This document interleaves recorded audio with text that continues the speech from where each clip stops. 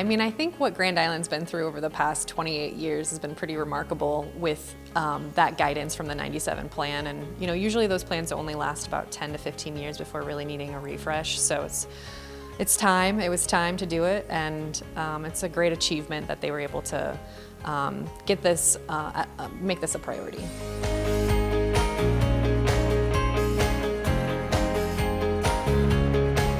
It was remarkable. I'm not gonna lie, we had the line out the door at the library, which I felt almost bad about because it was like trying to get them in as fast as we could, which is a good problem to have. And it's apparent that the community here is so involved with Grand Island. I mean, they're passionate about their community, and that's an unusual trait sometimes. So it was refreshing to see, and it was exciting to see that people wanted to be a part of the vision plan and set the next 10 years of the future.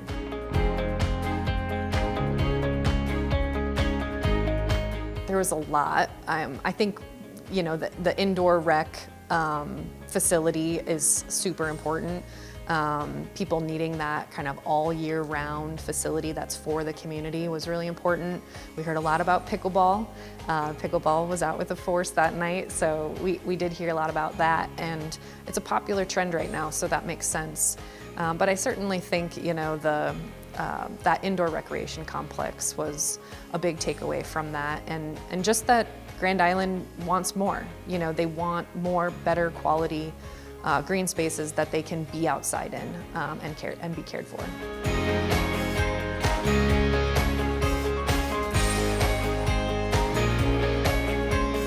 It's going to be a delicate dance between development and park, like civic public spaces. It's not unusual that it hasn't grown to the east, the west, because there is the 281 highway, which is a pretty big barrier to jump, and so it's going to make park growth and trail growth even more imperative to be connected and have parks out there, just because it is even a little more isolated from the Grand Island core.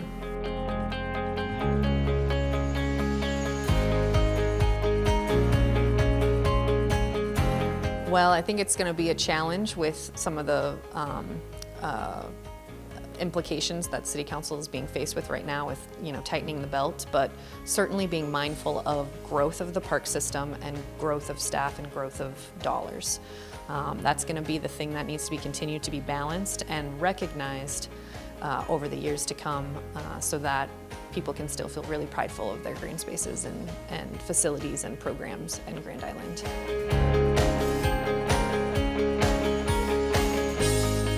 The implementation matrix has a lot of recommendations of priorities, and those priorities are ranked from low, medium, and high, and short-term, mid-term, and long-term.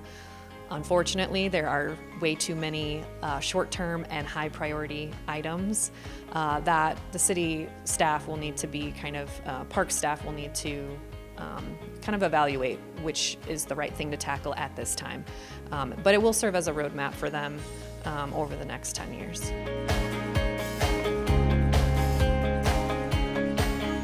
What I would want to see is continued expansion of our trail system here so that we can be connected to our parks.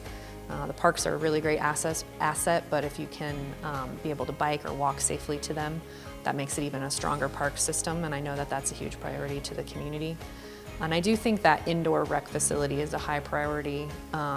Would be one of the, with the Good Life District, that's going to be a really great opportunity to kind of figure out what that looks like.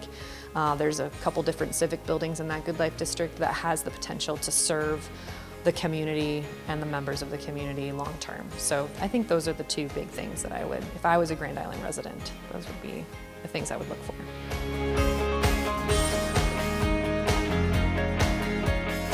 I think there's definitely room for improvement.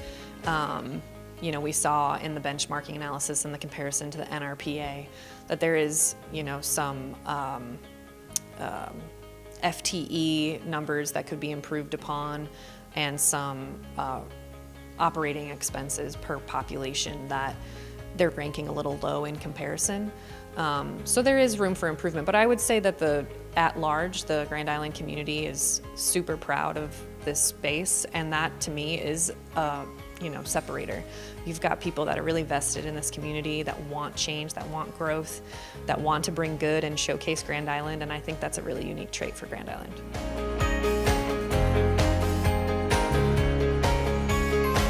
I guess I would just encourage everyone to stay involved in the Parks and Rec. If you don't know anything about it, just continue to ask questions. If you're wondering why, just ask, because that's how we keeping people engaged is the way we can keep charting forward.